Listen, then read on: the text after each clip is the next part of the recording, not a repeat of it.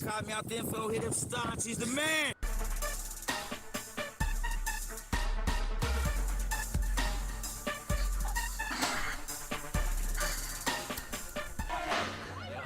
Yo, Kottonmouth Kings don't stand for gang. Kottonmouth Kings just left the nuts. What's up, everybody? I gotta fix this up real quick. We got Loc in the house. I'm gonna give him a little intro and whatnot. I'm sorry about the hold up there, but we will be getting going. And just so you guys know, D-Loc cannot see you right now because the way we got things set up. But of course, where are we here? Can you see me right now? I can. Yeah, they can hear you too right now. What's up, everybody? Let me see here. All right, guys. So we got fucking D-Loc in the house. What up, Loc? What's up, Dots? I'm sorry you can't see me, man. It's kind of weird. But all I can see is myself. For sure. I can see you, and everyone else watching can see you, but like I was telling them, unfortunately, Loc cannot see you right now. He doesn't have the chat going or nothing.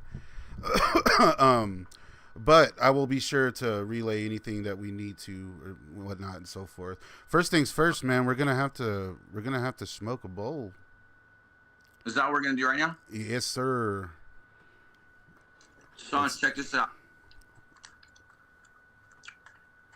Oh shit! You're smoking on your own shit out there, huh?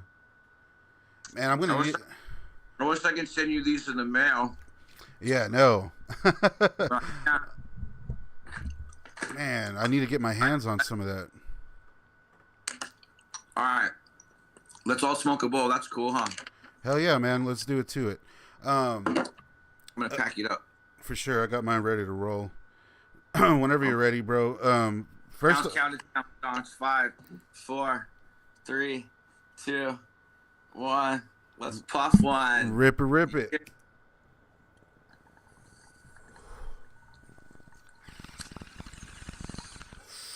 Hell yeah. Everyone down in the chat's burning one with us.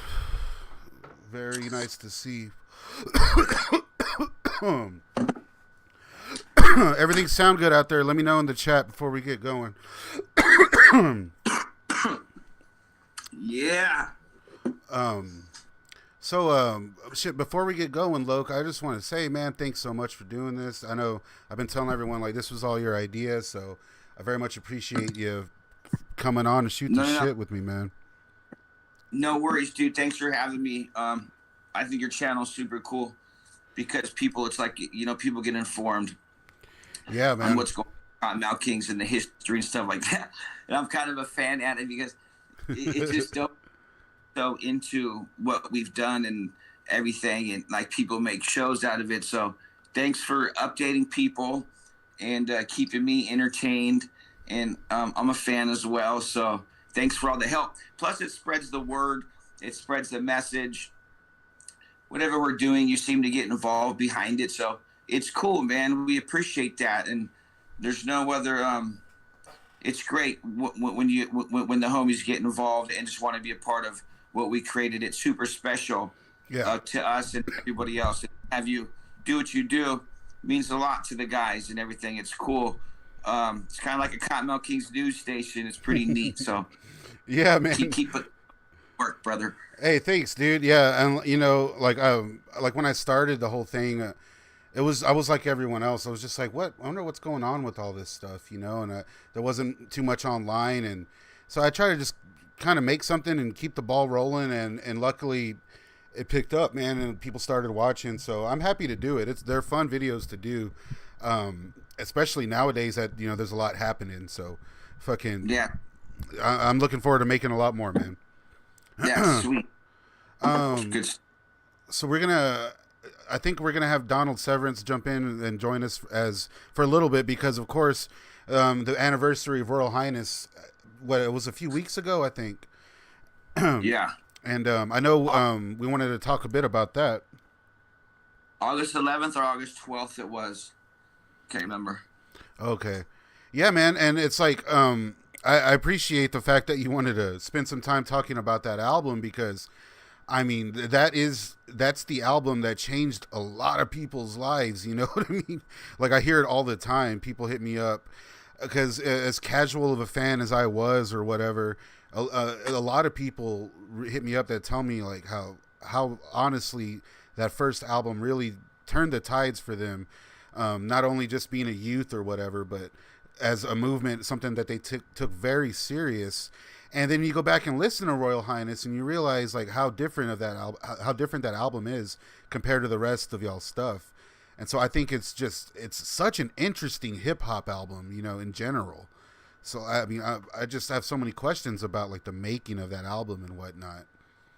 Yeah, go ahead. Do you want to answer? Want to ask some questions, or want to just talk about it?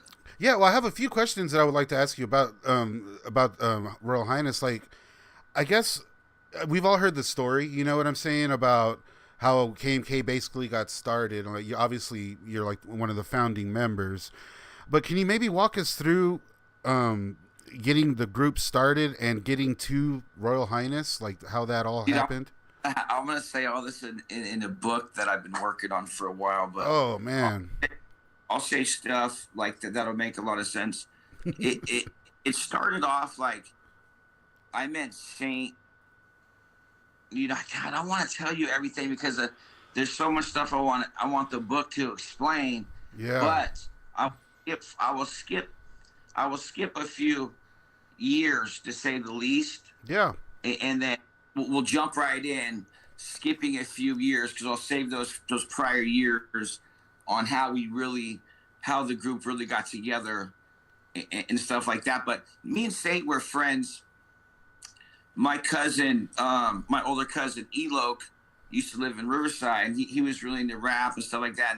And Saint and Haas lived like a block away from him. So me and Saint became friends at a pretty young age. Me, Haas, and Saint became friends at a pretty young age. And then I was always going up to Riverside, hanging out at my uncle's house during summer breaks and weekends and stuff like that. And that was when I was skateboarding a lot. That was like early 90s, 90 or, you know, 80, late 80s. We had a half pipe. We had all kinds of fun stuff up there. It was right there in Riverside. And Saint used to hang out and skate, and his brother Haas did. And so we always used to play basketball. Then it started, fast forward a few years, we're still doing the same thing. I started playing basketball in high school. Saint was balling too. We had a friend, G-Mac, George Woods. He lived right up the street from everybody.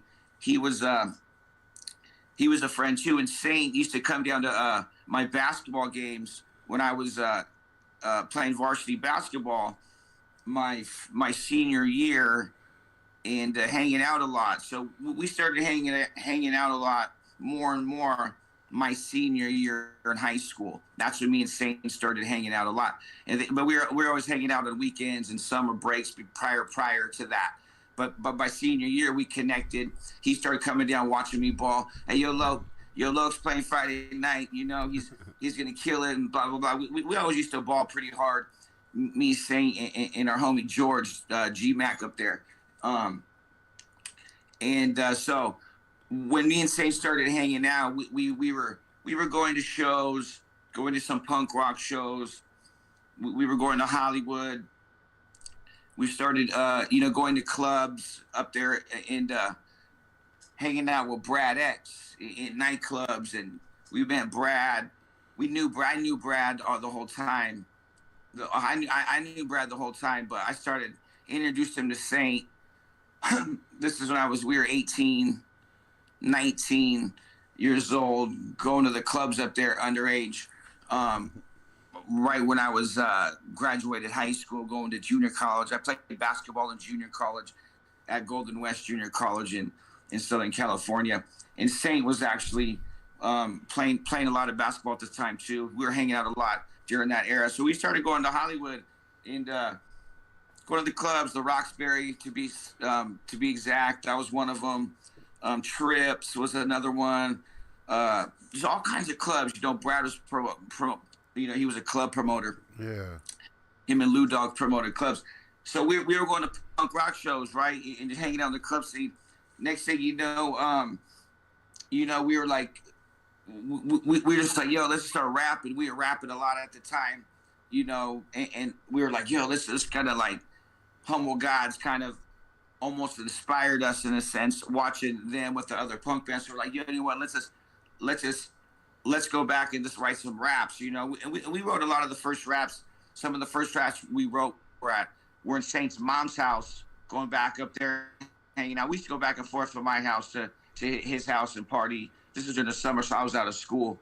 So we were just going back and forth. And we actually wrote some of the first raps in his mom's house, actually in his mom's bedroom, to be exact. She had a bumping stereo system, so she had like a tape-to-tape recorder.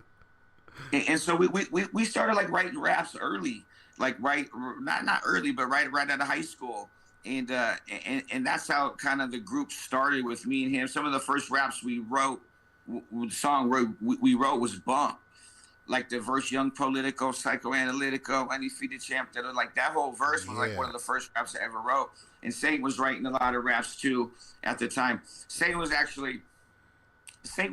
into music. I don't know if anybody knows this, but Saint was actually, he was going to church a lot. Saint was he was a man of the Lord, so he used to go to church a lot, even as a young kid. When I met him back in the day, he was actually doing gospel gangbang, like gospel gangster raps, like banging with the Christ. So he was rapping with, he was rapping with dudes that were in church, old gangsters up in Riverside, that were like, gang banging with the Lord, boom, boom, boom, y'all swing my sword. They're just writing raps about gang banging with like the Lord.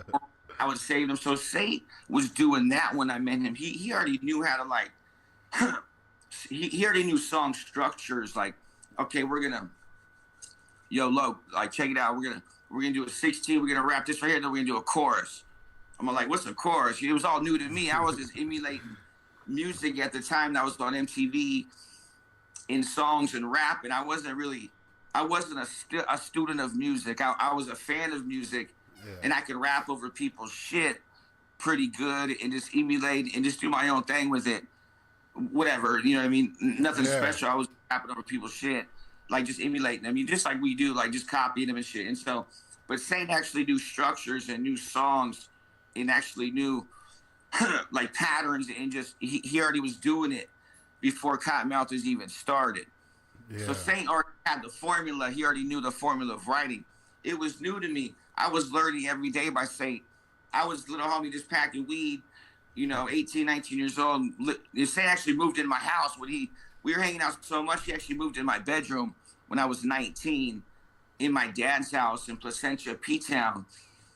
And then we started forming Kottonmouth OC, Kottonmouth Crew, Kottonmouth PTB. This was all with a C that we were doing raps on, like, I remember, like, remember back in the day, people had voice messages. Leave a message, I'll call you back. I'm right now. I mean, we were like rapping on like all the voicemail messages and stuff. We were just inspired by going to punk shows. We never been to a rap show at the time at all. It was all we were inspired by punk. We weren't never even been to a rap show. So this is all happening pretty fast. So we started hanging, pretty heavily from 19 on. And from our experiences, from him moving into my house, we started rapping. We started going to clubs more and more and more on the weekends, and just rapping with people. We'd be in the club, and next thing you know, we start rapping the Pimp Twist. It's the Pimp Twist. DTB is the cool. That's the lady. We were rapping the songs in front of, like, right in front of everywhere, in front of just anybody we could, hanging out with Brad, on the weekends, going up to rapping our songs, and kind of started formulating from there. And Royal Highness was written by just, that was all me and Saint's experiences hanging out with each other from like 19 to 22. We released that record. So that record was written from all those experiences we took from that time, hanging out with each other, living together, clubbing, partying. We were inseparable at the time. Wow. And we were for a long time. So Yeah. that's what Royal Highness reflects. Those experiences of us hanging out. And we were just living at my pops's. I got Kottonmouth, I got to take a drink. We were living at my pops's at the time. So we are writing about, we are products of our environment, you know. So we were writing about what we experienced, suburban life. We were just, that's what was the inspiration behind that record, living in the suburbs, you know, like suburban lifestyle. My dad, like the first lyrics, like, now my pops bought the system. Talking about my dad, American Dreamer. He bought a new home and a brand new Beamer. Oh, you know, okay. then we're starting rapping about the neighbors. It didn't take long for things to fall apart because the system that he bought got no heart. Like from the bills for days. Like we're literally rapping about my dad and neighbors at the time. Wow. And that inspired Suburban Life. And that was just us hanging out. That was how Royal Highness, that's what that was. Just us hanging out, having fun. We did a lot of skateboarding. We played a lot of basketball. We smoked a lot of weed. We drank a lot of beer. We went to a lot of clubs. We partied. And we started claiming Kottonmouth. And we're, at first it was like, we didn't, there was no Kings or whatever, you know. There was just like Kottonmouth. Like I have some of the first flyers over there, all up in there. I have a bunch of shit in that closet. Oh shit! Like all our original stuff, like that has like Kottonmouth Crew, like what Kottonmouth OC. Like we were trying to figure out our name at the time. We were writing that on flyers, doing as many shows as we could. I was beatboxing. We were doing shows at the Shack. It was this little club in Placentia. Somehow we got a plug on doing shows there. New promoter. I was beatboxing. He was rapping. We were just hanging out a lot, and you know we're started evolving, going to LA more, hanging out with Brad, and things started evolving. We started writing more, but we wrote the whole record. Richter got involved, you know, a little bit after all that stuff, like, you know, all those songs. Richter got involved shortly after, and then he quit when we went to LA to record the record. Richter ended up going with us. We were going to record Royal Highness. We already had almost half, you know, I'd say a quarter of the record written before Richter stepped in and started. Before we said, hey, yo, let's be like the Beastie Boys. Let's get Richter. He lived 5 houses down from me, so he just rolled up in his bus and we were there just smoking, and Brad was in the bus, and you know, and like, oh, let's just get Richter in the group, and I was sort of, all right. So Richter was started coming in the group and started like writing his little parts in some of those original songs. So we started changing some of the original lyrics we wrote, and Richter started filling his lyrics in to like some of those songs. And but we moved to LA to write the record, and Richter went there too. But Richter ended up going, like he ended up going back home about 2 weeks later. He said, I can't make it no more. You know, I got to go home. I'm sick or something like that. So we're like, all right, fuck it. Bone out. Do whatever you got to do. We're going to write the record. We're about to get a record. So we ain't letting nothing hold us up. So we rewrote the part. We rewrote Richter parts, and we then put our original parts back in and stuff like that. So, and it was great, man. Royal Highness took a lot of shape. We recorded the record like 3 or 4 times in different studios. Oh, wow. In LA, and pretty soon we got a record deal, and then we went to A&M Studios and recorded that right there off of La Brea, A&M Studios, and recorded Royal Highness for that was like the 3rd time we recorded it, and that's when the Capitol got involved, and they had a bunch of the A&Rs coming in, like watching me and saying record. And like, you know, doing all kinds of, you know, stuff like that. Just it was new at the time and fresh, and it was cool. It was exciting. When we got signed, the same guy, you know, who signed the Beastie Boys signed Kottonmouth Kings. You know, Gary Gersh was the same dude who signed the Beastie Boys in like the early '80s. He signed me and Saint, and me and Saint got the record deal for Kottonmouth Kings. We don't. No one else was around at the time. Me and Saint up there and rapped and got the record deal. There wasn't Bobby, there wasn't Pac or Richter So we were like the image, the sound, the voice for Kottonmouth, and that's what birthed it. And that record did really well. We had like 3 songs on MTV, on Royal Highness. I know, it's like it's gone gold. Like it went gold a long time ago. It's platinum now. So it's just been. It was the birth of Kottonmouth, and that set the tone. And then after that, Saint left. The Saint ended up leaving the group, and then things took different shape. From that point, the sound changed. The sound changed dramatically. We had single Dog's Life, Bump, Suburban Life, and then the High Society came about, and then we had like Peace Not Greed. It was like all of a sudden it was a different sound. There wasn't like a follow up, like a reggae, like a Dog's Life, like another follow up. It was a whole new sound came in with different people, and it got a little crazy, a little wild when Saint left, and it took new shape. So, but man, Royal Highness is a great record. I can't believe it's been 27 years. Yeah, that's and wild. I want to. E-Man, we had a lot of production on that record. It was done by E-Man at the time. He was the guy that Brad X knew that was giving us beats. He lived like in Watts. He was a homie. He lived like, his neighborhood was thick where he was at. I remember it was kind of intimidating going to his house. I knew where he was from, and it wasn't the safest spot, to say the least. And we were going to get beats from him back in the day. And he made a lot of those beats for us back on Royal Highness, which was cool. A lot of the other production was done by Andre and Keith Williams. They were these brothers, blood brothers. They lived in, they lived in Hollywood. They gave us a lot of beats. Some of the original. Marco Farconi, made the bump beat. So thank him. So, and then Byron Delir in Mellow B was a great experience. He did all the other beats on the record too. So it was fun. We got beats wherever we could. Brad got it. Brad X got us all the beats at the time, and me and Saint pretty much did all the songs and wrote everything and just inspired each other with the sound, the style, the image, like the punk. Right? Saint had like spikes.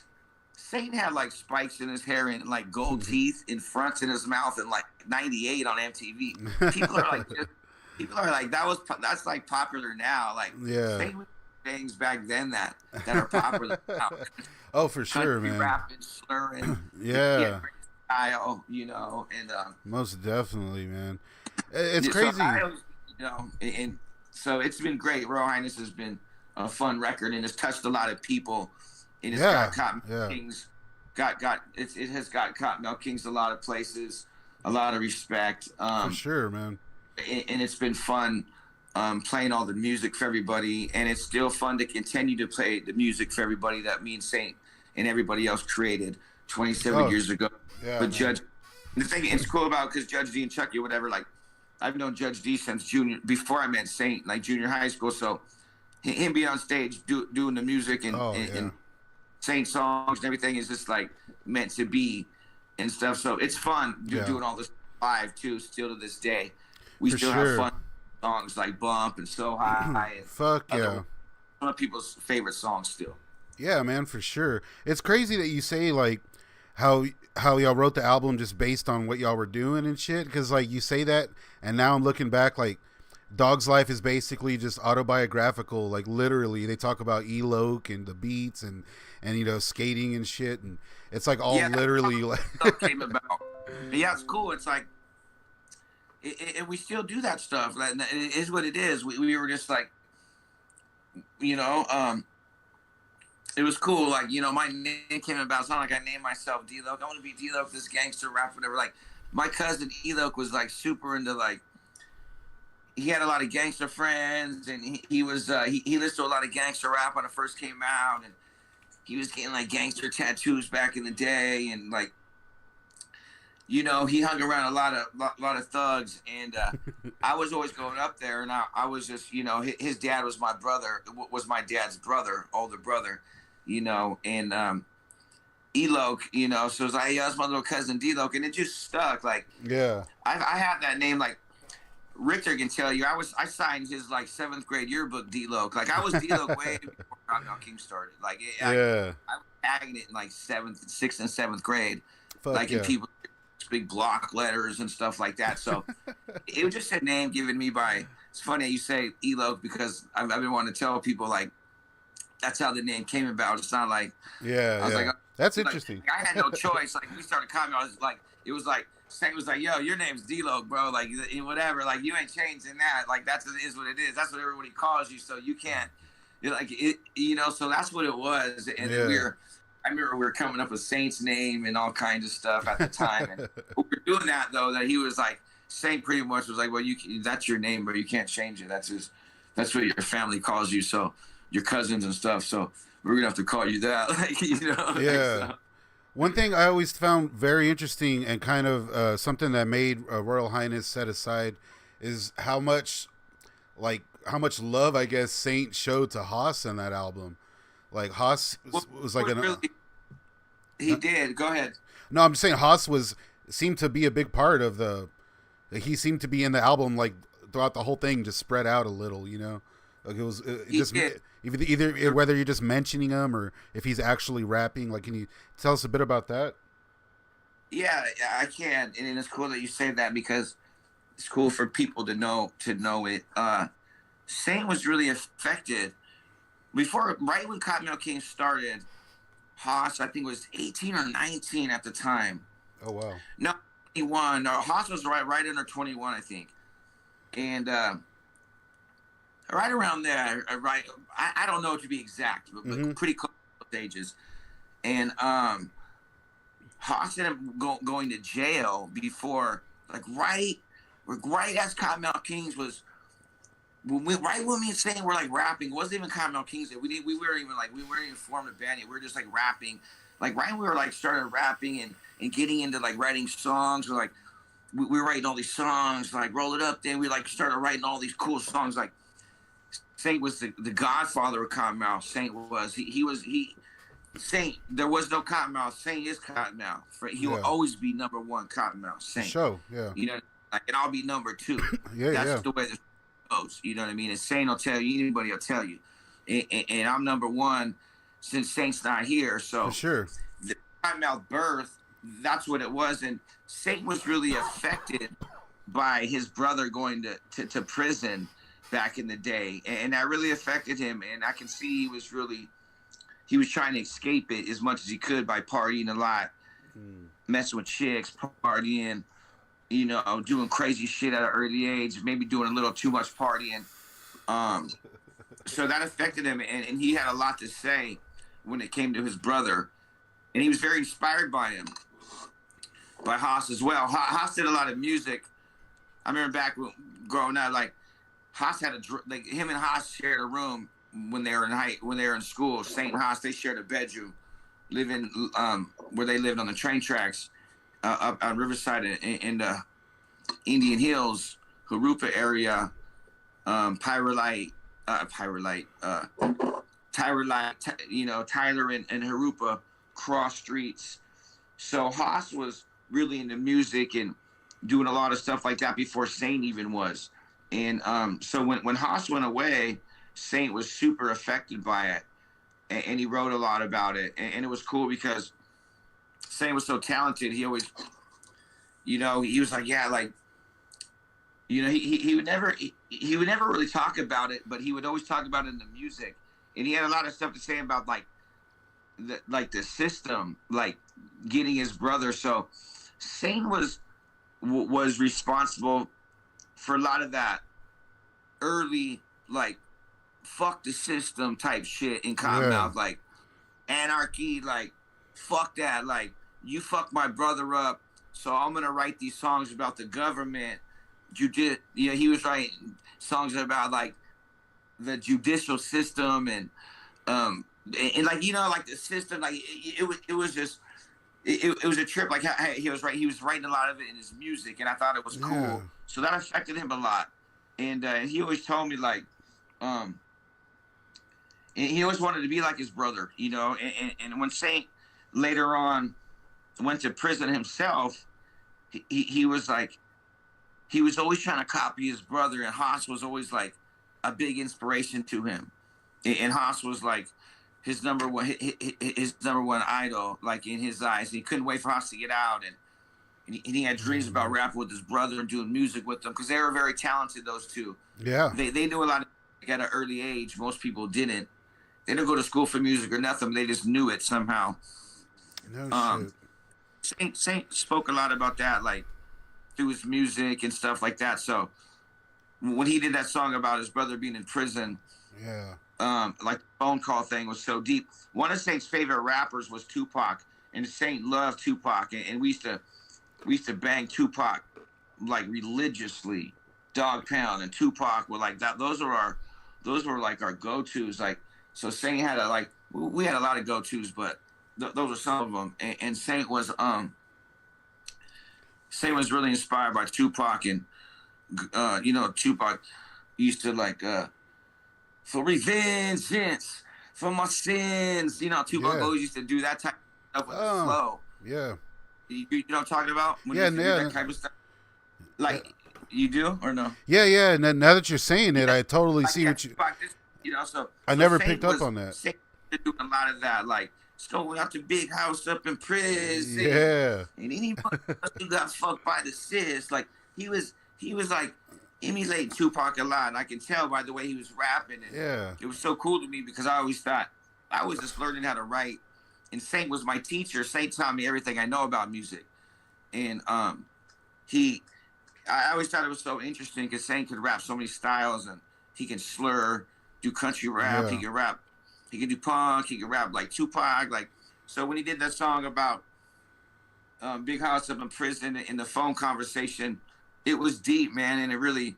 I remember we were drinking in the studio at the time, and it was like, and he used to drink and get really into it. Alcohol bring those emotions out of you. So he had a lot of character, Saint in his character, and whenever he rapped, he was always in a lot of character, and people felt what he said, and so those were special times when he was doing those songs, and it was cool. I always thought that was a great idea because he did both the voices, the answering, rap, the rapping, like, he was doing he did the answer back on the phone, like rapping back to himself, but kind of in his brother's voice.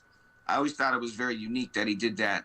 And that song was like a super hip hop song to me compared to a lot of our other songs we did at the time. Because we were doing a lot of like, what's your trip? Like we were like kind of like punk rapping in a little like kind of like a sense. And Saint can rap like really G too, and really gangster, like if he wanted to. And so some of those songs were really dope. A lot of those songs were really dope that he did, and that song was dope. Specifically, like he did that fresh, and I thought it was. And I said a couple in the song. I didn't know lyrics in it, but I said a couple lines in it, like, I think I did a couple answer backs in that. If you listen to the song, there's some answer backs in it. I think it's me answering back, and it's like me breathing. I'm doing like the breathing in the background and stuff like that. So if you listen to the song, it's me doing all the answer backs and the breathing, and Saint just. Busting. We had a lot of songs. Like we were in the studio recording. We have so many songs. We didn't know what songs were gonna be on the record. We were just like this one now. We were literally doing like 5 songs a day. It was crazy, No shit. We had a lot of material. We were hanging out a lot, living together. We moved to LA, and when we moved to LA, right, Royal Highness record, me and Saint moved to Brad's house. Brad had an extra bedroom at the time. A bedroom just freed up in Brad's apartment. And it was in between Sunset Boulevard and like in Holloway, in between Sunset and like Santa Monica. We were right in the cut of LA and Hollywood. When we were writing Royal Highness, we wrote the record over. We wrote a lot of it at my dad's house, and we moved to Hollywood at the time. This is all happening really fast. We moved to Hollywood.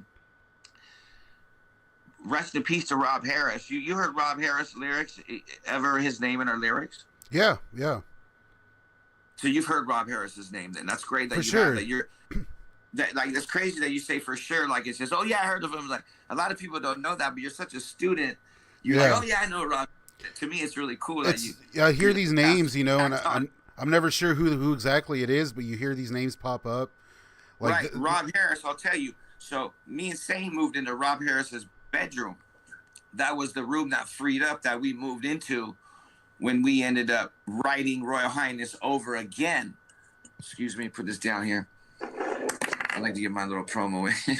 Hell yeah. Hell yeah. So and look at this shit right here. Look at all this. Ugh.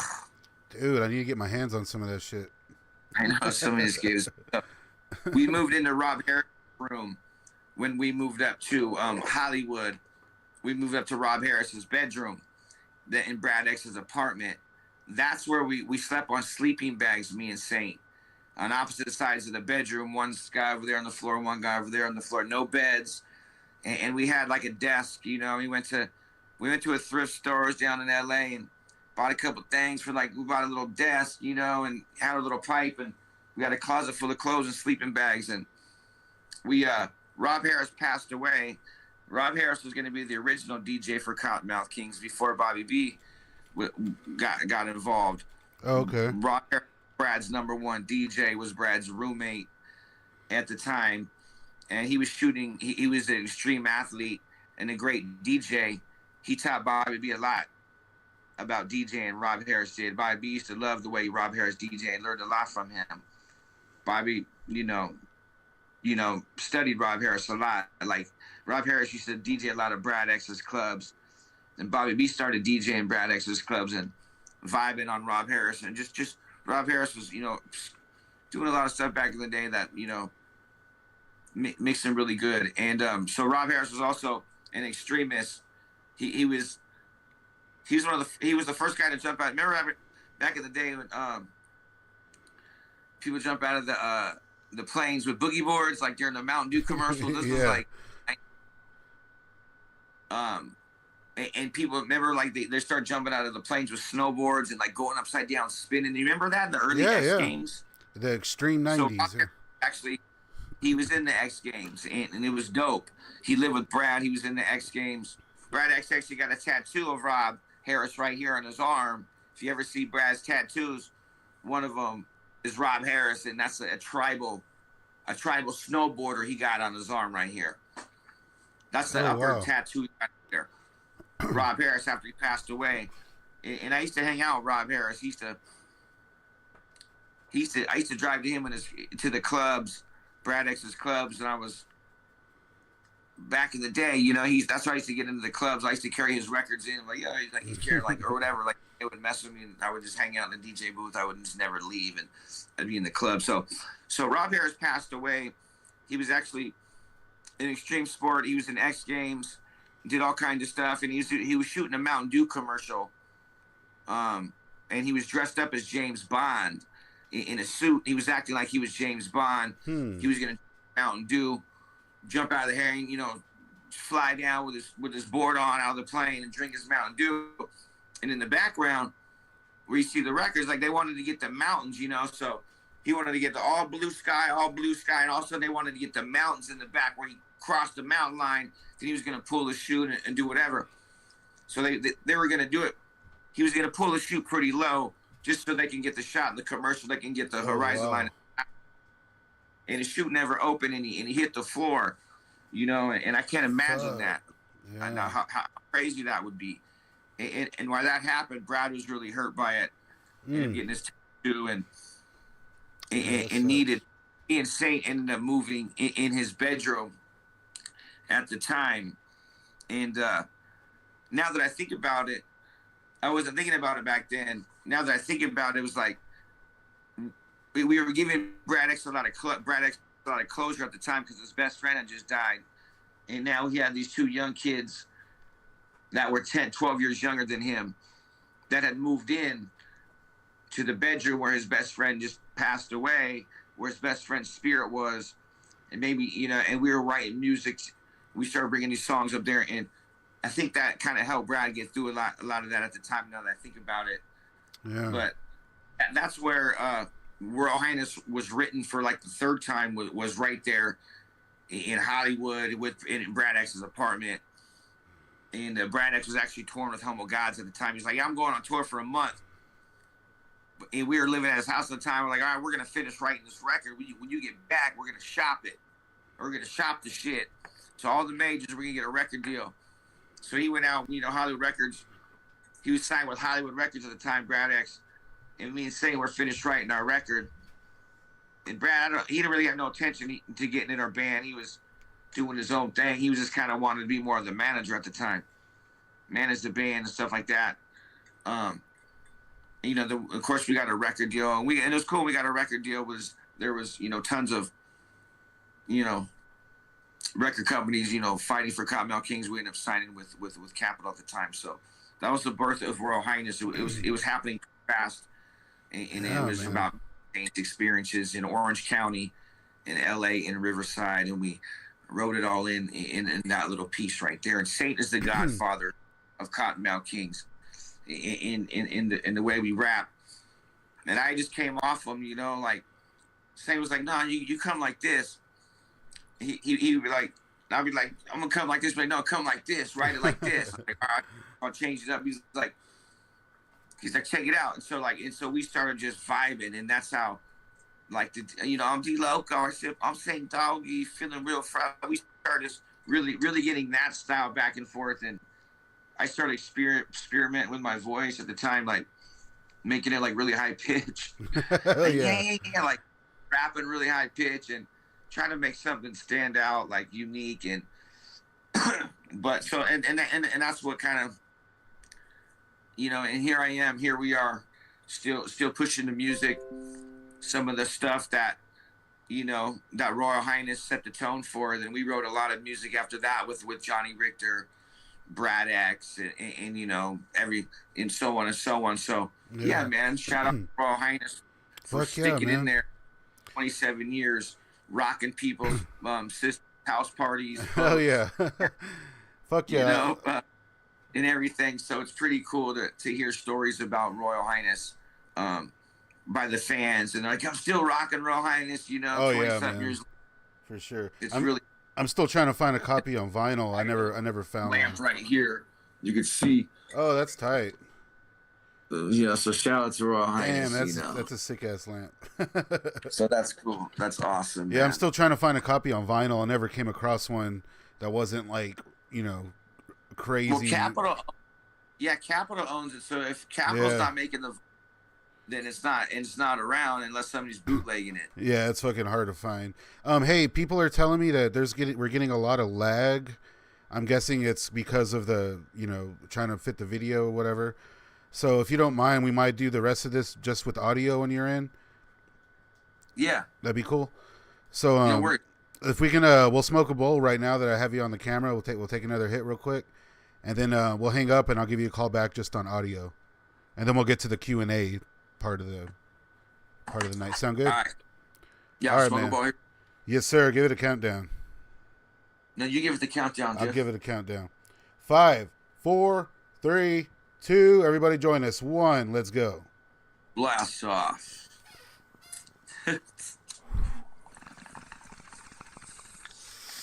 Oh yeah. All right, buddy. I'll give you a call right back, bro.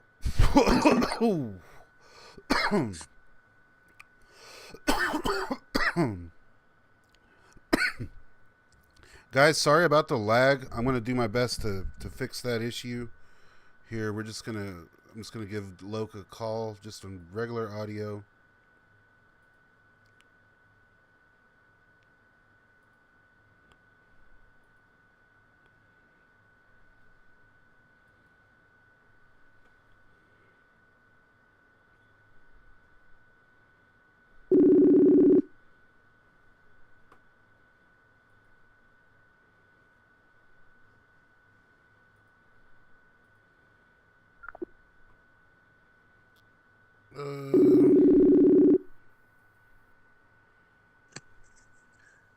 Oh, there. Yo. Hello? Hello. Yo, brother. Hey. Can you hear me? Yes, sir. I can hear you. All right. All right. Sorry about that, bud. No, I can hear you better now. It's louder. All right, we're gonna make it work, man. um, so yeah, that was tight, man. There was a lot of info there that you just shared that I think a lot of people never heard. That's pretty sweet. I know. Is it too much info or no? No, that was perfect, man. There's people in the chat that one guy said that you blew his mind because I agree. This whole time I think we all thought that was actually Haas on the other end of that line. No, that was Saint doing both voices. Oh wow, I had no idea. I always assumed that it was Haas calling from jail. No, it was Saint doing Haas's voice, and we just put a telephone effect on it in the studio back in the day, and it was dope, man. Yeah, dude. Wow, that's cool. So I'm gonna try to have Donald from For the Record jump on here in a few. Obviously we're having some trouble here tonight, but there's still a lot of people watching, and the audio's just as good. So let's I guess we'll jump to the Q&A portion if you don't mind, bud. We can get that going. No, go ahead. Cool, man. I'm kind of just gonna go down the line. I got some questions from people and whatnot. Some of them are obviously a little heavier than others, but one question that a lot of people seem to ask was they want to know how to get you as a feature on like their stuff.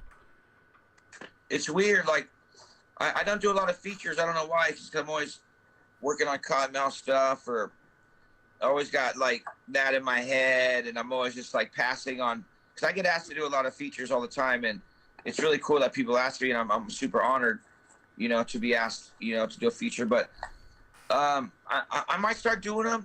Like I'm thinking about doing one here coming up, and this guy asked me, and thinking about doing it, and so yeah, man. Anybody wants a feature, you can just email me or shoot me a DM and bug me and tell you. I get so many DMs. I'm sorry, my it's completely filled up all the time. So I'm sorry to anybody out there listening if I haven't returned your message or got back with you or answered your question, because I'm constantly trying to find time. You guys all know that can be a full-time job, just answering questions and sitting on your phone all day, like doing that stuff. So at least for me, because I get so much of it. So excuse me if I haven't. But so yeah, anybody wants a feature, I'll check it out. I gotta vibe the project for one. I don't just like jump on anybody's stuff. Yeah.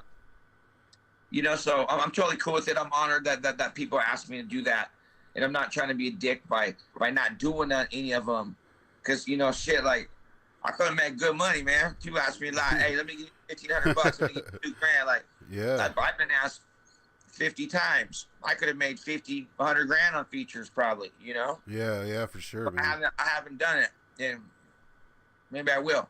It's like you said, man. You gotta vibe it. If you ain't vibing it, fuck it, right? Yeah, vibe it out. Yeah. Okay. Kind of in the vein of that question, someone else wanted to know what keeps you inspired after all these years. I'm 46, man. Just life, I'm so inspired by what we've created, what Kottonmouth, I'm just proud. I'm a proud dad of the baby of Kottonmouth, just Kottonmouth, what we've created inspires me, just to keep going, and I'm very proud of it, and there's a lot of life left in it, and I don't just, when you stop throwing, wood on the fire, it's gonna burn out, slowly but surely it'll burn out. When you stop paying attention to something, you're gonna forget about it.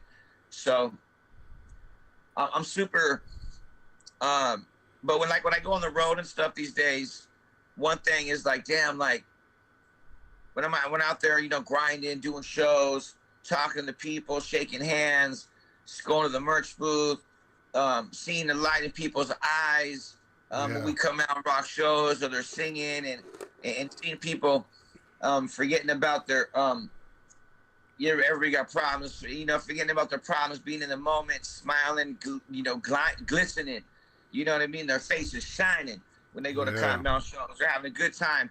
Like, just out there, like, I'm like, damn, we've created something very special. And I appreciate it more now, being 100% sober and not drinking at all for the past, couple years. And it's just been, it's cool because I really appreciate it, what we've created. We spent our whole life and put many hours on the road traveling with Kottonmouth Kings. And so that inspires me. Like, I'm loyal. I'm a very loyal person. I'm loyal to the ground, like, very loyal person, like I am. Like, oh yeah. So I'm loyal to the crown, and when it's yours, and you're there from the birth, and you've been there and you look around and you're like, damn, like, yeah, there's only like a couple original members left, like, in the whole shit, like, there's not a lot of people left. Like, sometimes when I was doing shows with Damn Dad and those guys, when you look around, I'm like, damn, there's not one original member here. It's weird. It's weird, but what inspires me is what we've created. The people hearing the messages, what people, thank you, Loc, for keeping it going. Like, I get that so much. People thank me. Like, fuck yeah. 10% of the time it's like, fuck you, Loc, you've ruined the legacy. Yeah. But 90% of the time it's like, thank you. You know what I mean? Like, for sure. So there's a small percentage that still haven't figured out growth yet. Yeah. For sure. But hear that but shit. besides that, it's the people, the music, the faces, the stories, the all the experiences, like, just it's really cool, and I really appreciate it, what we've done, and I respect it. There's so many hours that's been put into this, more than people know, in the dark, when no one's around, manifesting the next coolest thing, the next record, or coming up with the next things, being on the road with the guys. It just, all of it inspires me. All of it inspires me. Fuck yeah, man. I think that's even the people that tell me to stop and stop doing it. They inspire me too. To keep shoving it down their throat. Like, shut the fuck up. I think that's a sentiment shared by a lot of the fans too. Like, that's why they're still listening. For all the same reasons. To say the least, though, I can tell you this: it's been rough seas the past few years with Kottonmouth. We've been in rough waters. You know what I'm saying? Oh, for sure, man. Yeah. But the ship hadn't sunk yet, and maybe there's a few pirates that jumped off the ship that aren't on the ship no more. But the captain, but the ship's still rolling. The captain's very focused on the ship, and he's been focused, and that's why it never tipped over in the rough seas. And now I can honestly say, and you can honestly say, you can probably vouch for me, and everybody can probably vouch for this, is that things have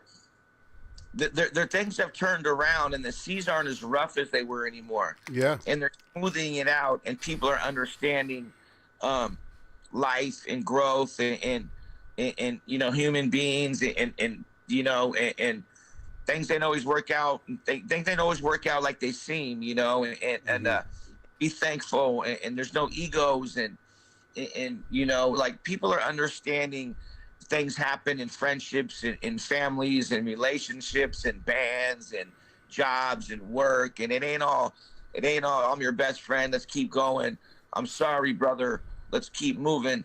Things happen, and that's just reality. It don't always work out like that. So the people that understand that can understand the growth and where it's going and why we haven't stopped. And the comments are a lot more positive these days, and the respect is up.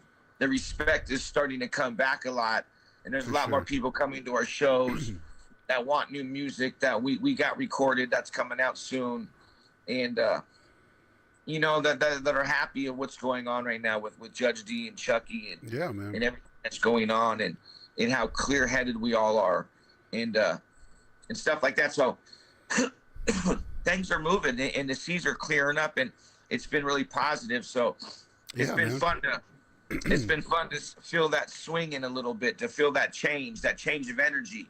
It's been fun because I always knew that it wouldn't stop, that no one could stop it. It just needed to be. It just seems rough, just like anything, you know. And if you just man, keep pushing, you know, everything will be okay. You know what I mean? I mean, that's a good way to put it too, man. Like that's actually the perfect fucking analogy. And it's like I've been there. Like I said, I've been watching the whole time.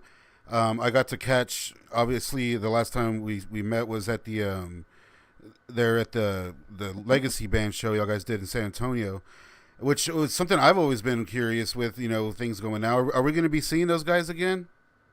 We just did a show with them in Orange County. Chris was playing guitar, and we had Dylan on drums. The drummer's Dylan. He's been doing shows with us for a while. He's a kid from Big Bear, California. It's a local area we're from. He's a little punk rock, heavy metal kid, you know, reggae kid. He can play all kinds of music. He's cool. Yeah, I was going to ask you about him too. That new drummer y'all had. He's a great drummer, man. He's really great at what he does, and he's super cool. He's the guy in the drums that you see. And we just played a show with all those guys, but it's not really, to me, it doesn't really call for that, you know, all the time. Like, Kottonmouth hasn't always had a full band, and it's about other things to me. And I love it's fun doing shows with those guys, but we'll do more shows with them, you know, but not, you won't see them all the time. Out on the road with us and stuff like that. For sure. So it was a fun show last week we had with them. So it was great to have Chris on stage and Dylan and stuff. So, and plus I asked Judge D and Chucky, I'm like, hey, you want to rock the live band? You guys want the live band? They're like, yeah, man, bring them on. Like, I love the live energy. So I asked them to read on it, and so I got the guys to play, and it was fun for everyone. Yeah, it would be tight to, you know, have like the full Legacy Band and then like everybody, including Tax and Dogboy, and like all on the stage at the same time. That'd be so sweet. It's so fun. With that. I think we did it. We did it a few times. I think. I don't know if we did it once. We did it a couple times. I think. Damn, I didn't even see footage of that. I need to look that up. So a lot of people too are asking about the new album you say is coming out next year. Is there anything you can tell us about it? Is there any kind of theme or anything like that, or anything you want to share? Well, there's a new song that we have coming out this year, and it's done right now. We're working on the video treatment. Sweet. I don't want to say the name of it. Yeah. We're going to record the video in the next couple weeks. That song will be coming out first, and their record's going to drop in 2024. Excuse me, 2024. So, new song and video dropping. You know, then another song and video, then we have the record coming out in 2024. But we're going to drop a couple songs and shit like that before it comes out. We don't know what record label it's coming out on yet, or what label, but PTV's going to be involved. We don't know who we're going to partner up with or drop it with. But we're still manifesting all those things. There's a lot of cool stuff we got in the future. It's a little harder these days. We all live a little farther apart to record music. Yeah. And we can't get in the studio as fast as we used to, stuff like that. We all got kids and families. So, but this month we're going to take a lot of time to get in the studio to finish things up. And we're just working really hard, getting new music done. Speaking of the record, while we're talking about it, we got Mike Kumagai back. Yeah. Anybody don't know who Mike Kumagai is? Hell yeah. You can go to any one of Kottonmouth King's records and pick your favorite song, and he made the beat for it. Not only made the beat for that song, he made every beat for every song. He made every beat on the Judge D record. He made every beat on the D-Gaff record. He made every beat on the he made every beat for everybody. You know what I mean? And Brad X fucked him too. You know what I'm saying? Oh yeah. You know what I'm saying? So to say the least, a little bit, just to be quite bold, real fast. But we don't want to go down that road now. But he's back. Mike Kumagai's back, making beats, and things happen in full circle. Kumi loves what we're doing. We played him the new song, right? Like the new song we did is over a Kumagai beat. So we're like, sweet. Damn, like when's the last time me and Judge were like, oh shit, bro, we got a Kumagai beat. When is the last time we recorded over a Kumagai beat?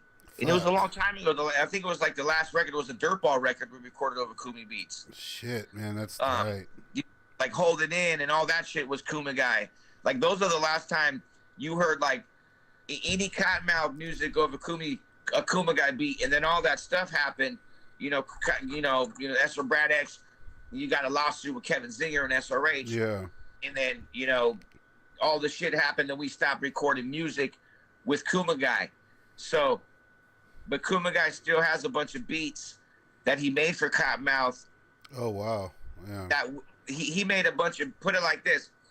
We were going to record another record. And when we recorded records, we would get like 25 beats by Kumagai. He's like, here's the record right here. All these beats. We're going to make a record from all these beats. He would feed his beats and we'd make the record out of his beats, right? And then we'd like add some punk songs too with some other people. Next thing you know, you have a Kottonmouth record. But so Kumagai had all these beats for the Kottonmouth Kings' next full-length record we were going to put out in 2016. He already made the beats. He's like, yo, this is the next record. So those beats, we're going to record that record to those beats right now. He's given those beats to and got involved and wanted to be a part of it. Loves what we're doing. Me and Daniel's been in communication with them. Loving that Daniel's and those guys are a part of it now. And it's great to have them around. They weren't around for a while. They were busy doing their thing. So it's great to have Kumagai back. Fuck yeah, that's awesome. Back. We have the A-Team back. We have Steve Dang. He's another great producer for Kottonmouth Kings. We have Marco Farconi. He made the song Bump. He's making beats for us. Kumi's making beats for us. Steve Dang's doing a lot of mixing, making beats. Fuck. So we literally got the A. It's like, for Kottonmouth Kings, the sound is Kumagai. Like our whole sound is Mike Kumagai. So like nowadays, people are buying beats and getting them from everybody. Like, oh yeah, that was a lot of bass. Let's get that one, And like, oh, let's get this one from that guy. So they're getting all these. But when you listen to Kottonmouth records like that, everything had that same kind of style. That those beats were all made by that same guy. So to have that same guy making beats on our new record speaks a lot of volume. That's like, damn, like they're getting their sound back, bro. Like they got their OG sound back, and fuck, like, so it's dope. Like our new. Yeah, that's sweet, man. Will you be working with Subnoise at all with the new album? I'm not gonna say blow any things right now. Yeah. I know I said I didn't know who. I'm not gonna let you know who we're gonna be partnering up with, but yeah. I don't want to drop no bombs on anybody right now. For sure. We're always working with Subnoise. Me and Kevin Zinger are good friends. Yeah. You know what I'm saying? And so we keep it tight. Kottonmouth Kings is not signed by Suburban Noise or anything like that, or they don't manage the band. That's why you never see them posting too much Kottonmouth King stuff on here, or they do on their Instagram. They post a lot of Kottonmouth King stuff. They do a lot of Apocalyptica stuff. They do Kottonmouth throwback memorabilia stuff. And Kevin's really cool. Always shouting out the band. And oh yeah, man. I just talked to him earlier. I'm always shouting out SRA, and like I'm always posting about them and reposting their shit. Me and Kevin are super cool. We've been through a lot, to say the least, and we're still friends, so that's pretty special. So it's awesome. We'll be doing a lot of stuff. I know they're preparing to do some Subnoise parties coming up, and get involved with those. Yeah, I just talked to him earlier. He told me to tell you. He said, "What up?" He's seen Metallica right now. That's where he's at. Yeah, dude. He's out and about. Let's see. Do you do any work directly with Cleopatra Records as far as them releasing stuff? Like, do you have any say on anything with them? No, but Cleopatra Records, that's who. When all this shit happened, that's who owns the Kottonmouth Kings catalog on Suburban. Anything that was ever released on Suburban Noise Records, Cleopatra owns that now. Yeah. Brad X sold that catalog to him. Yeah. Capitol Records owns the first 4 records he's put out. Yeah, I always wondered if they reached out to you to, help with artwork or anything. Cleopatra Records, I've talked to them. They're I work with them. They I work with those guys directly, like still to this day. Like they work with me, and they're a part of my my everything. You know what I'm saying? So they own all the music. So they're involved in what we're doing on some level. They own the catalog of Kottonmouth Kings. So they own our music. You know what I'm saying? So they're involved in all kinds of things and royalties and all kinds of stuff. Oh, cool. Yeah, because like I think like that first like kind of greatest hits album they put out, I think everyone was kind of like, what was it? What is this? You know? But they can do what they want. Like I have no say in what they can do. Yeah, for sure. Kind of, which I wish I did. And like, cause sometimes like like I wish I did have say, and I don't. They can release anything they want, when they want, how they want. Yeah. They can grab any song off any record from any one of those records they own and put together any type of compilation music and name it whatever they want and put it out. They can drop music like they're allowed to do that. You know what I'm saying? So that Cleopatra Cell included your album as well that just came out on vinyl from them? Yes, the contract that was sold to them by Brad X, I was attached to it somehow. My solo stuff, so they got that too, and they can do whatever they want with that too. And I wasn't around to make those calls because Brad all did that behind my back, even though that I was, a big owner of Kottonmouth Kings, and now I'm full owner. But back then I owned 50% of Kottonmouth Kings. So, when you're a partner with somebody, you gotta tell them kind of what you're doing when you're 50% partner in a business with somebody. And even though you might have been the managing partner on the contract or whatever, but he never said those things like I thought he should have, and did all that behind my back. So they do have all the D-Loc stuff, Yeah. Like I don't have that, but they have that. Okay. And like I feel like personally, I feel like you've said your piece already is on Brad X, and as far as what's going on with you and Richter now. So I mean, I don't know if you'd want to touch on that anymore, but one thing I'm kind of interested in is what's the deal with Bobby B? Like that dude has nothing but venom for everybody, man, and it's like I always wondered if you have anything to say about that. Well, I mean, Bobby B, there's a couple people that need some help, to say the least. That Bobby B is one of them. Some counseling probably, and to be quite frank, and Richter, other one for his addictions. To be quite honest with you, no one wants to see anybody kill themselves. No, yeah. Richter to get help for himself for number one. So, Bobby B, me and Bobby B have always been homies back in the day. We've always smoked a lot of bud and hang out and had a good time. And, when I started hanging out back in the early days of Kottonmouth Kings, we got a record deal.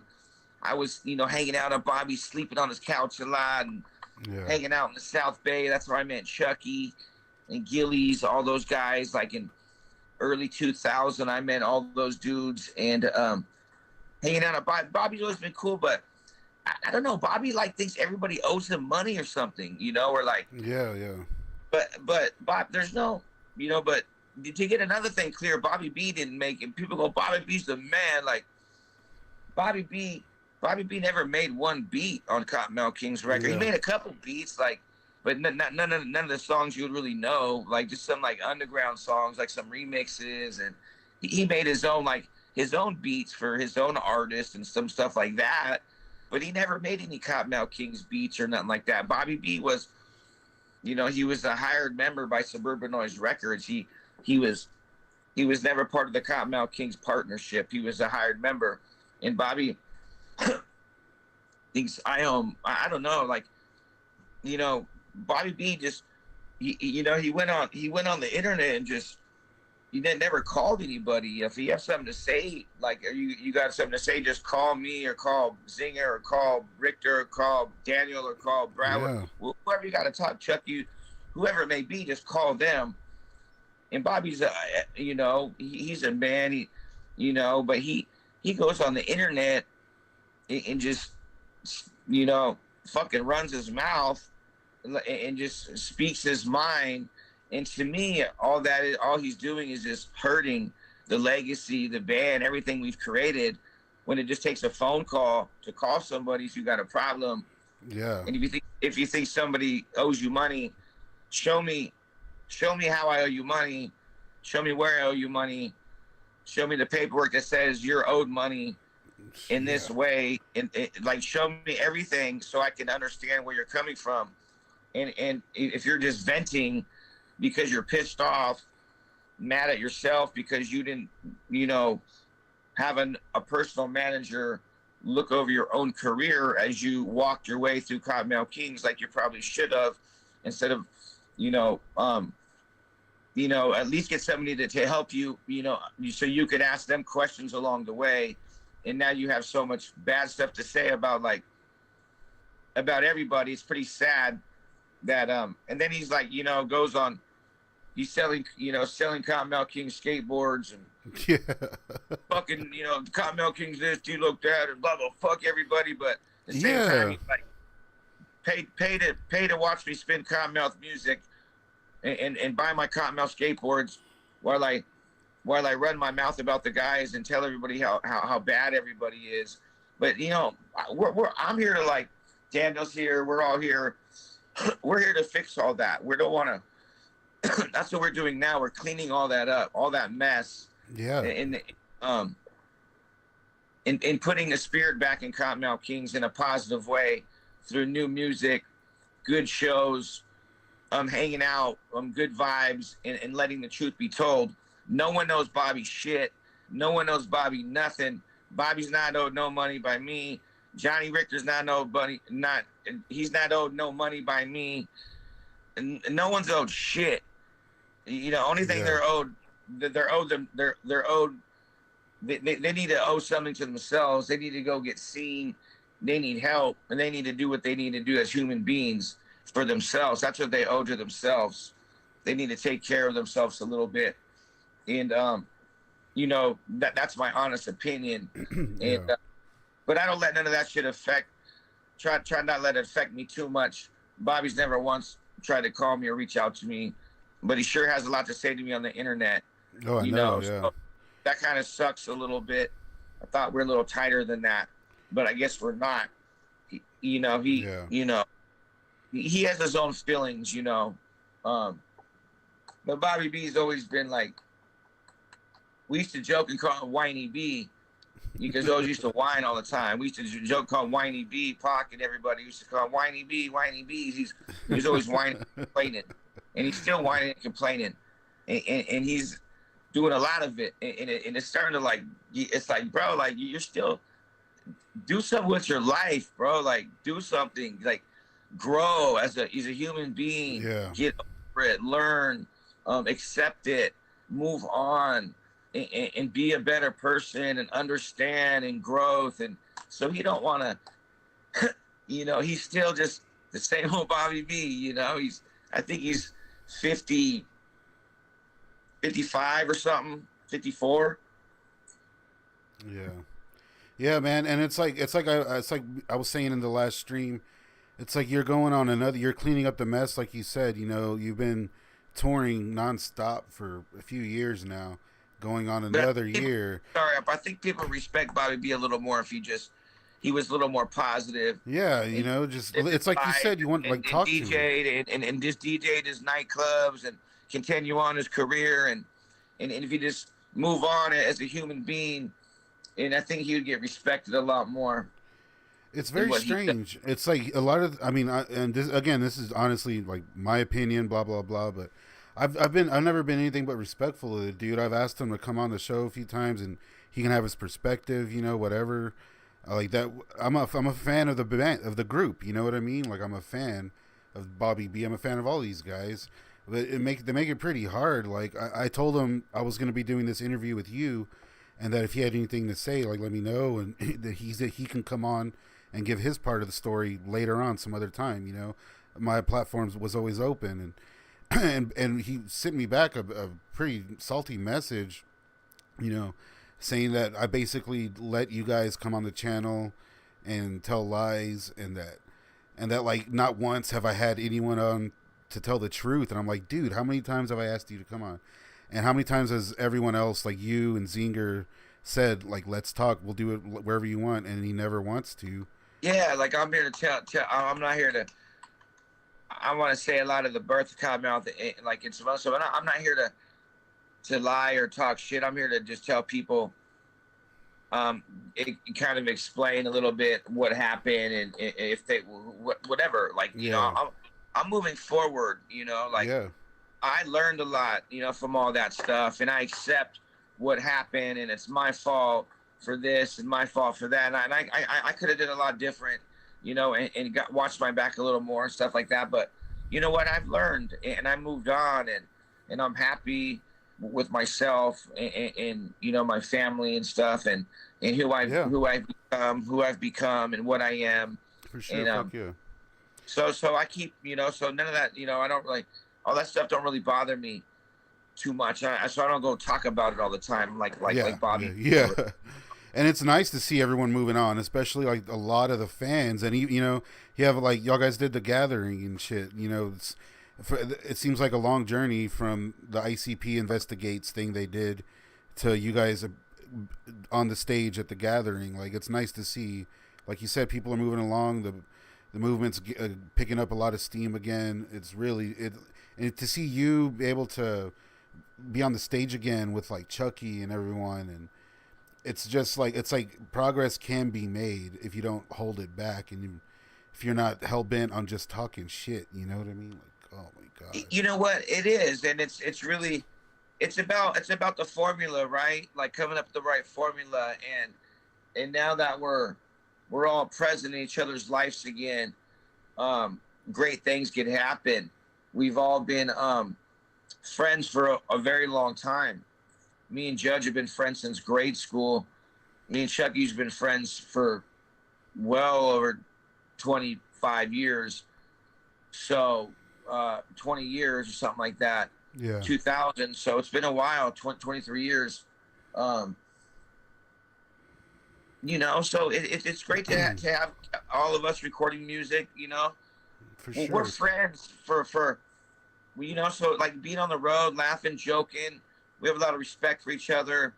Those guys, you know, they have a lot of respect for me for keeping it going, and they're very thankful.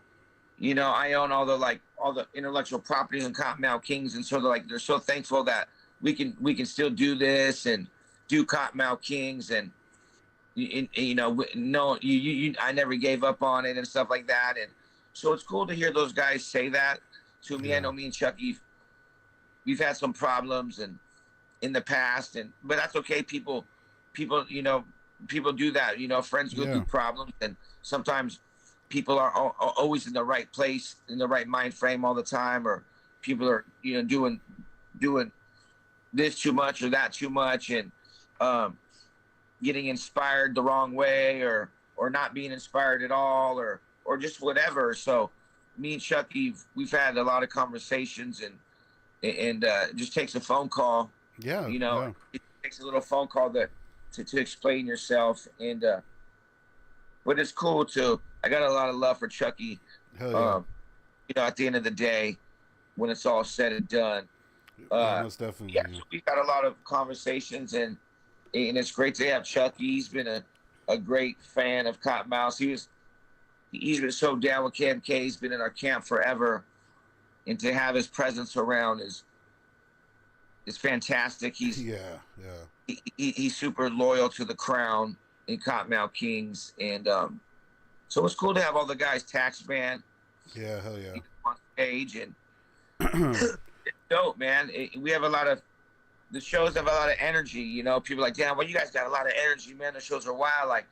So we're bringing a lot of energy, and we're having fun. We're enjoying the journey. We're growing.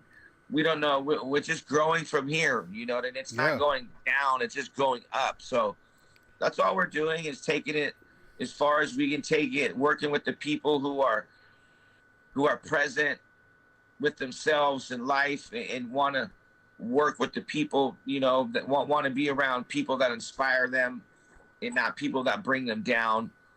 You know, it's hard to be around people. So being around Judge and Tax and Chucky, you know, Gillies is always in the mix, and it's just really fun. It's really fun. It's been a long journey, brother. For sure, man. Yeah. It's been a rough few years, and I've taken a lot of shots, you know, social media and this and that, but I've always had fun along the way, and I've always been really positive about it. Yeah, for I've sure. always knew since day one, Kottonmouth Kings was gold. It was golden from day one, and that feeling's never left me, and I'm never gonna. You know, never gonna just. I've always been the owner of Kottonmouth Kings. Even back in the day on Royal Highness, I've always was like the owner. Me and Saint and Brad, and then Saint left. Me and Brad owned it, and we owned the whole thing. And like, I've always been an owner / MC / everything. So there was never any plans to throw it away or get rid of it. It was like it just needed to be repaired the right way. You know? Sure, yeah, most definitely. And now that we got all the right people around us, and you know, and we're doing the right things, and it's just moving forward, and it's fun, and that's what's important. It being fun. That's the key word, is enjoying going to the studio, laughing, joking, enjoying writing these songs with the guys, recording them, enjoying these 5, 6, 7 hour drives on the road, and because all that time is spent away from our family and our kids. So if I'm not really enjoying the time or truly loving the people I'm around, you won't really see me hanging out with those people too much, because my time is around the people I love, and that's where I like to spend it around. I don't like to spend it around people that bring me down, people that don't walk the path I walk, people that do drugs, party, you know, all like, you know, having fun, hanging around your homies who live the same life as you and walk the same paths and have the same outlooks and goals with the music and the band and stuff like that. Those are the people like I want to be around when I'm on the road, and we're all having fun, you know, being around each other. And so that's what's making it cool. And that's what's always making the show fun, because we're truly having fun doing it. We're not forcing it. Yeah, you can tell too. Like, you can totally tell.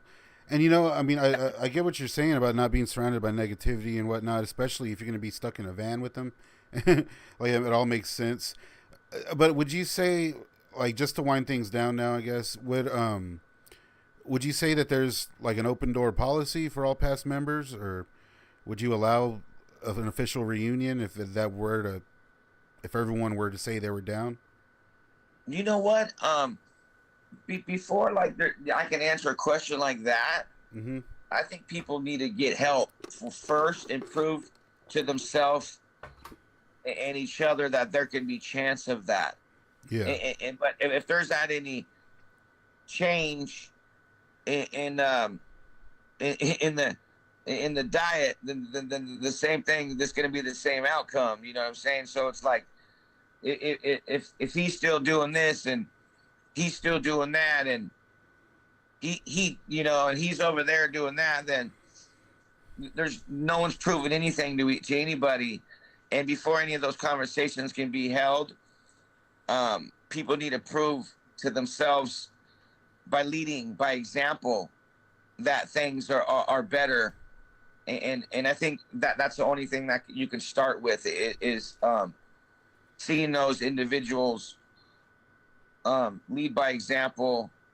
And we all weren't born yesterday. We all know. Yeah. We all can tell a tweaked out chicken and a sober chicken, right? Yeah. Like, so until you can recognize change and with people and stuff like that, and people's characters and how they talk to people, then maybe those conversations can be had. But there's a lot of proving to do. Yeah, for sure. That's a, I mean, that's a perfect way to answer that question, honestly. um, But you know what? Fuck, it is what it is. We're working with the people that we have around us yeah, that are walking that want to be there and doing the things that that everybody agrees on, and we're all walking the same path, walking the same light together. Like those are there's not a lot of people left. Yeah, they're all around, but yeah, Brad X don't talk to anybody because he did everybody dirty. He's not around. yeah, No, that's why he doesn't talk to anybody, because he's scared to open his mouth. Probably, you know what I mean. I don't know. yeah, Like he did me really bad. He did, so I don't want to go into that. I don't want to go into that. yeah, That's, we all. I don't want. Me and Richard don't talk because we don't do the same things. We walk a different path. You know what I'm saying? We don't.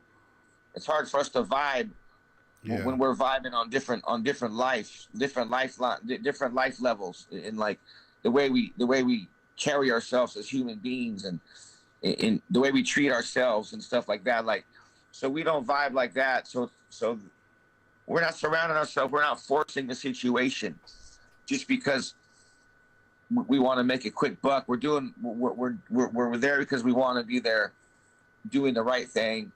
We can sleep good at night.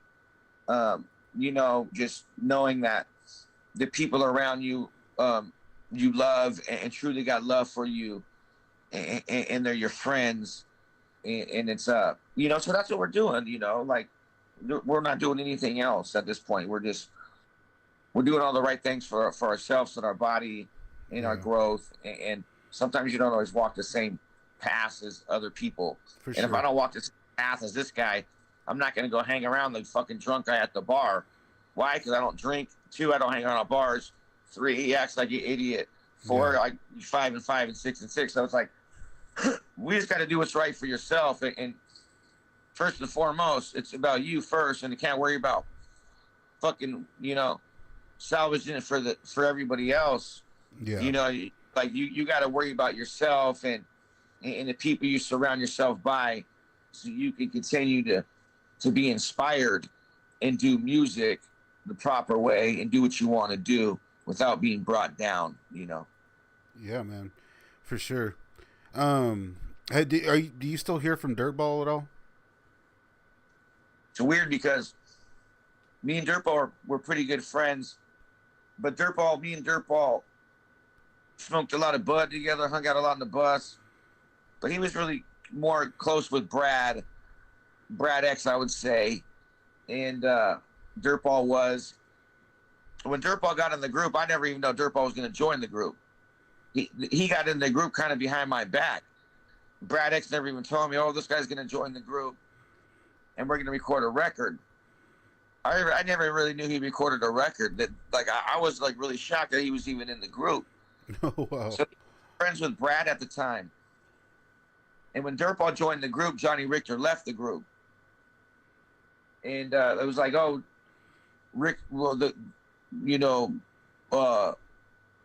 going to bring Dirtball in to write records and da-da-da-da because, D-Loc and Richter can't write records no more," or whatever. That's kind of Brad was thinking at the time. I don't know what's going to happen to Richter. He's kind of off the chain, and, so I'm going to bring him in to write records. I'm like, I didn't really know what was going on. So he was always homies with Brad, and Dirtball, me and Dirtball were friends, but there was a lot of like behind the scenes shit me and Dirtball always had for each other that wasn't really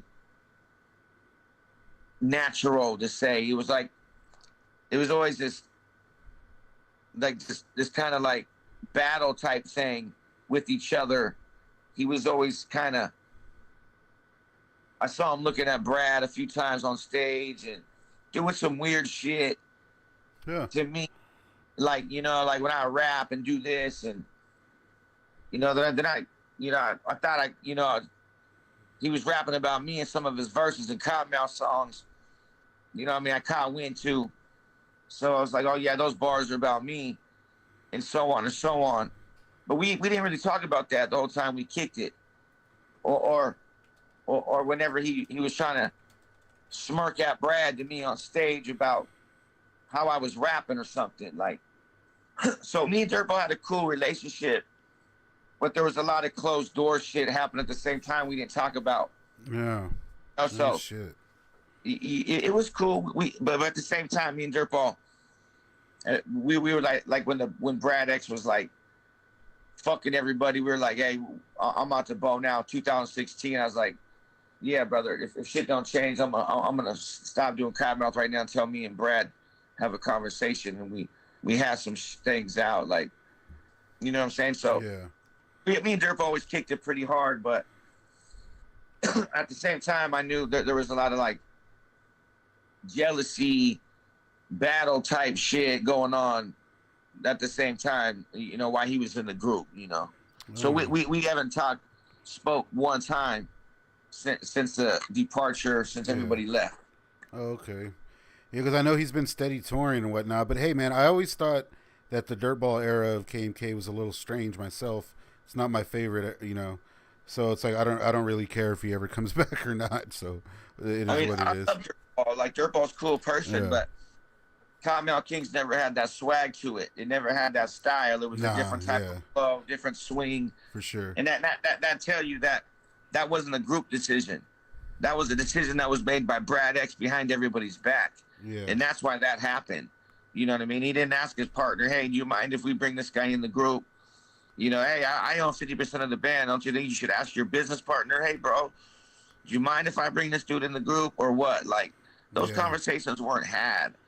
You know what I'm saying? So, pretty fucked up, huh? Yeah, for real. I mean, Dirtball was a fan and of Sub Noise, and Cottonmouth Kingdom started sending all his music to Sub Noise, and they put out a record of him, and the next thing you know, he joined the group. Yeah, it happened out of nowhere. I remember. I thought it was. But that was all Brad X doing that shit behind everybody's back, and none of the members were like, "We want him to be in the group." We didn't agree on any of it. He just joined. Yeah, I always thought that was a strange era. Like, I mean, I much prefer what's going on now than that. But yeah, me too. It was always a weird era to me. Yeah, and it hit me in a weird spot. For sure. It took me a long time to swallow that one. I'm like, why is no I ended up meeting Dirtball and becoming a great friend, a cool friend of mine. So it's like, but I never could figure out why he entered the group. I was like, why? Yeah. For what? It's 2008 or 9, and our shit's banging. Yeah, it was out of nowhere.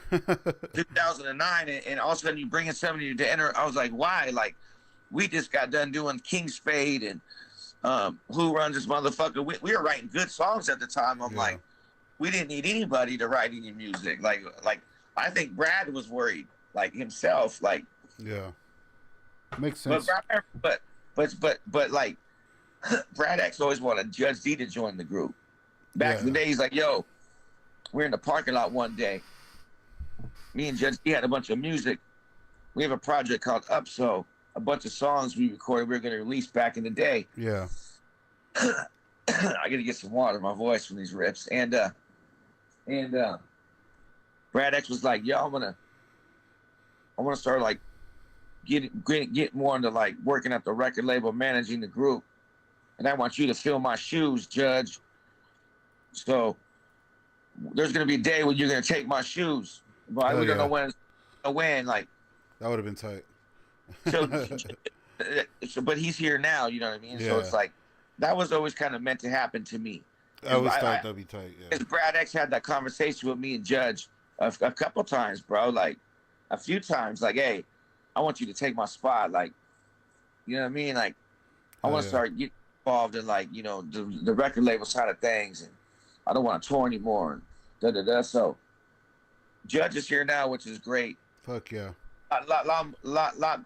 To me, I like it better than the Dirtball era just because it's more the Kottonmouth flow, sound. Yeah. He was there before Dirtball. Definitely. I think Judge D was the very first record that was ever put out on Sub Noise, was like Victimize, I think, or something like that. Or no, Judgment Time or something like that. Yeah, man. I love what's going on now. I think it's awesome. You guys, you know, kept, like you said, kept going through the storm, going through the fucking heavy waters. It's fucking tight. We're about at the end, bro. If you have anything else you want to say, everyone's still out here listening for you. That's about all the main questions I had, though. Right. No, I just want to thank everybody, all the fans that are tuning in, all the fans that are going to eventually listen to this, that understand, life and music and people and relationships, and all the that are still supporting what we're doing as we grow. It's harder to get out the house and go to shows, but the people who still support it tell their friends about it, their kids about it, and just I want to thank all those people for still tuning in, and everybody, basically all the people that supported Cottonmouth Kings, listened to our music, streamed our music, watched one of our videos, bought a T-shirt, went to a show. Shit, whatever on our behalf, somehow, some way. Just want to thank all those people that supported it throughout all the years. It's very special, and there would be no Cottonmouth Kings music, legacy, all these records if we weren't making it and the people weren't supporting it. So it's a group effort. It's like if we were making music and they weren't supporting it, there weren't to be this long of a career that we've had. So the people that supported our music, I know our Facebook used to have over 1 million followers and it's lost, like 7,000 followers. But all the people, it's a mutual relationship, and it takes both of us to make this work.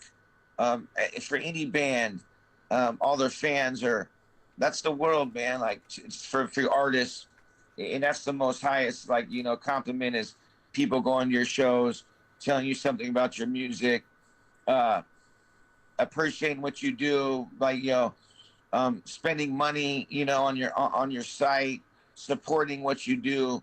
That's the ultimate for an artist, is to get that support by their fans. Yeah. And to have people enjoy the music is really cool. So just thank all those people for hanging around and understanding and supporting the music throughout the years and making Cottonmouth Kings the crazy band history that we've created. We definitely are still etching our mark in this world of music and bands. And at the end of the day, we're going to have a pretty thick one, the Cottonmouth Kings, and what me, Daniel, and Chucky are doing. This is the new era of Cottonmouth Kings. Oh, yeah. There's been a lot of eras of Cottonmouth Kings, past members, people come and people go. And this is a new chapter, no different than the Dirtball chapter. It's no different than that chapter. It's different, but it's just a different time. Yeah. Different people are writing it, and it's very exciting. And I hope those people still are enjoying following and reading the book of Cottonmouth Kings. That are going to read this new chapter that me and Judge and Chucky, we all write together, and continue to write the story out for Cottonmouth Kings as it unfolds. I'm thankful that the legacy is strong, and people support and go to our shows.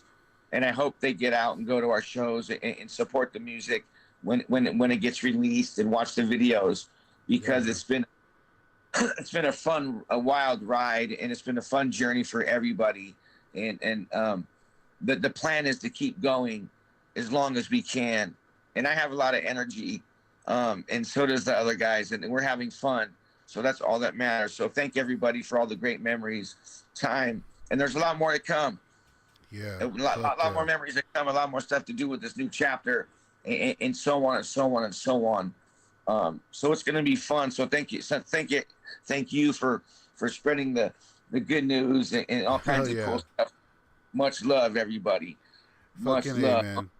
Uncle D-Loc. Hell yeah, man. Thanks for everything. Tell all the guys that said what's up, and I hope to see y'all down in Texas. Well, we're going to get down there, and when we do, you're going to be the first one to know. Fuck yeah, man. Looking forward to that, buddy. Thank you so much. All right, brother. Have a good one. Have Peace, a good night. everybody. Love. Bye. All right. Well, that was interesting. I didn't have really any more questions for him. Like I said, I think everyone was waiting for me to get into like all the dirt and whatnot. But I think, like I told him, like I think we've heard enough about X and him in between him and Richter. I'm glad he touched on it anyways. I wasn't gonna bring up just a bunch of crap, but I was interested in what Bobby B had what he had to say about Bobby B. And you guys did send in a lot of questions. A lot of them obviously were everyone kind of wants to know the same thing, put it that way. So I did my best to kind of get through the gist of them, and I assumed that D-Loc was going to talk about a lot of this stuff anyways. So I just I think it worked out pretty well. I'm very sorry about the delay earlier.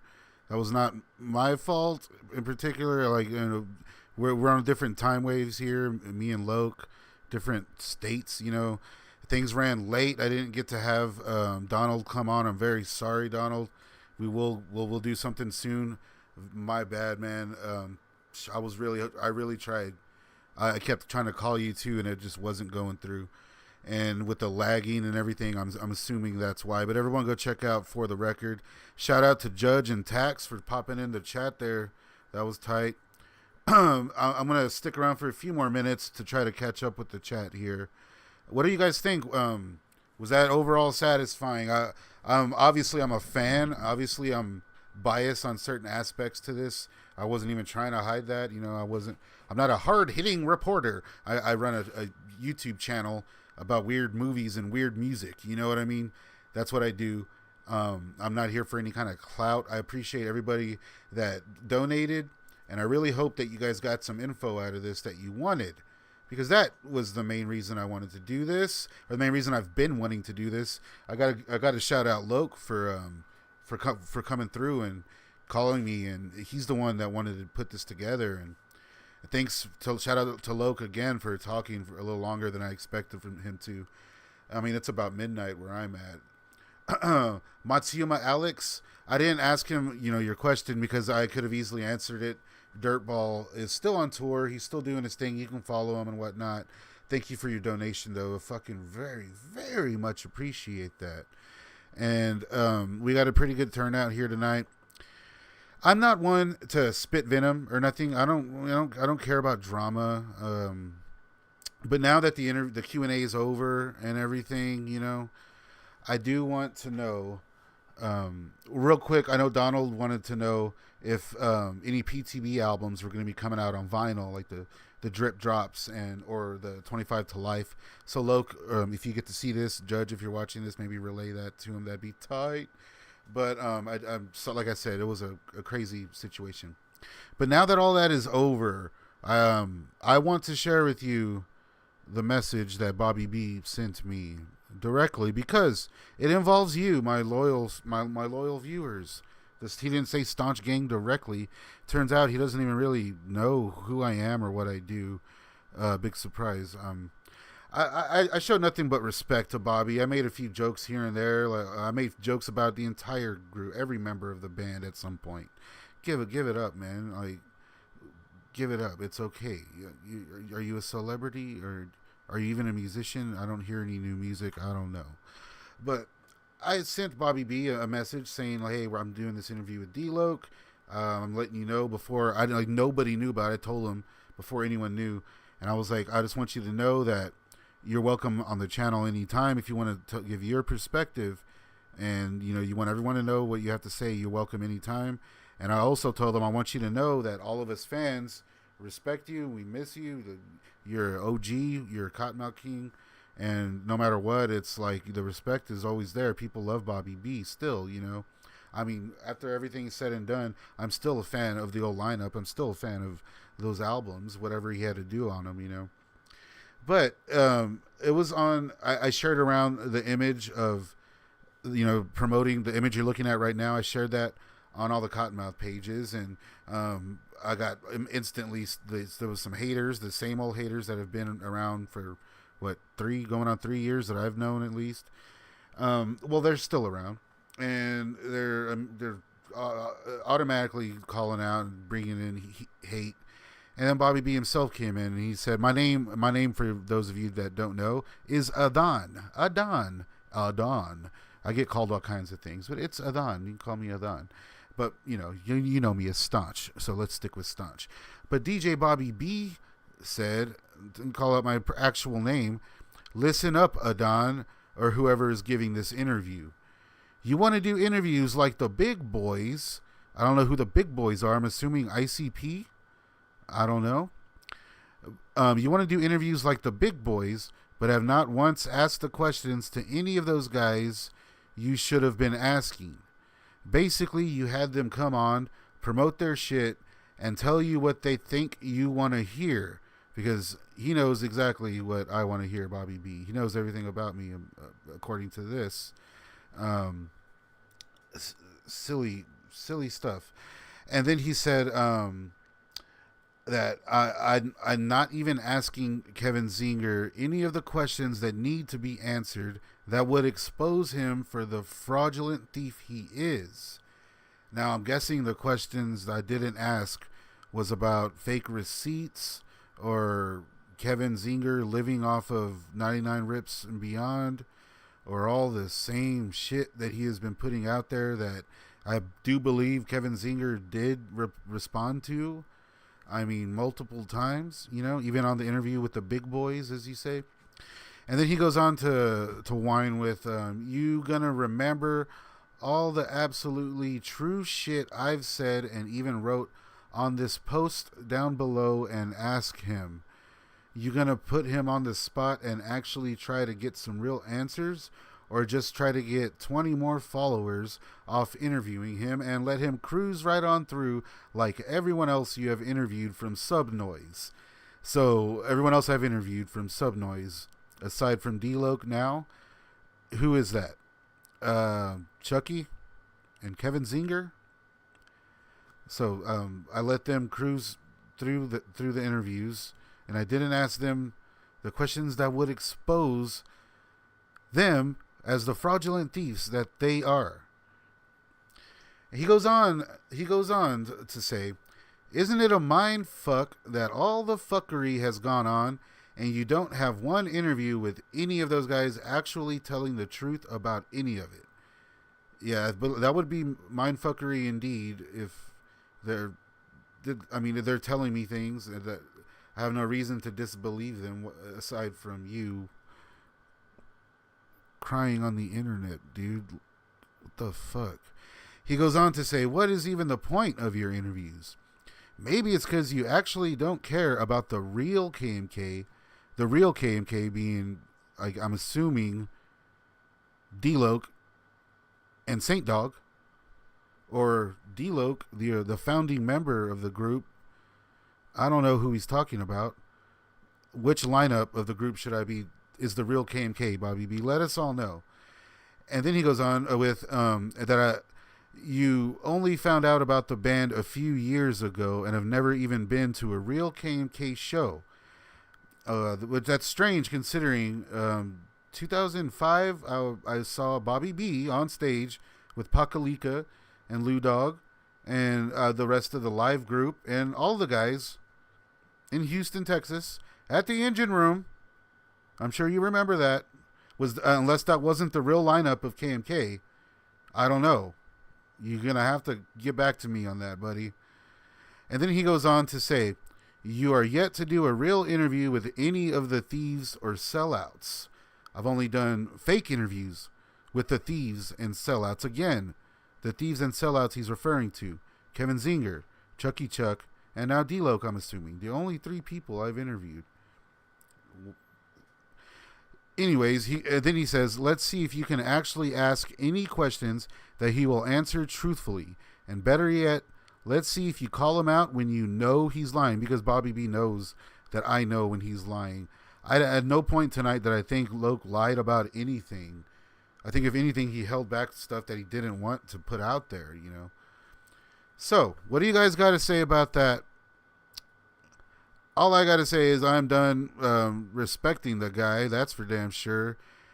He comes after my channel and the people watching and people that I take time out to try to do this stuff with. And he's calling them thieves and all this stuff and accusing